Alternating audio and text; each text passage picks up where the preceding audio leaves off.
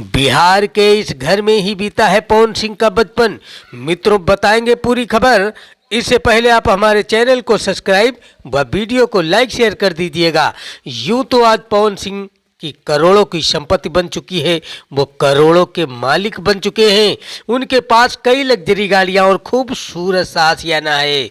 लेकिन आज हम आपके लिए इस वीडियो में पवन सिंह के बिहार वाले घर की इनसाइड तस्वीरें लेकर आए हैं, जिसमें पवन सिंह का बचपन बीता है। पवन सिंह का जन्म 1986 में बिहार के आरा में हुआ था। आज भी पवन सिंह इस घर में आते जाते रहते हैं।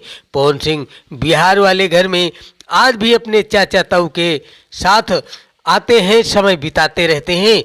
पवन सिंह के घर को देखने के बाद यकीनन आपको भी अपने गांव वाले घर की याद आ जाएगी। पवन सिंह के घर के आगे खाली सा मैदान है, जहां पर वो अपनी गाड़ियां खड़ी करते हैं। लेकिन आज भी बाइक को अपने घर के आंगन में ही खड़ी करते हैं। पवन सिंह के घर के अंदर भी आपको बड़े बड़े पेड़ पौधे देखने को मिलेंगे। मित्रों, जानकारी कैसी लगी कमेंट में जरूर बताएं।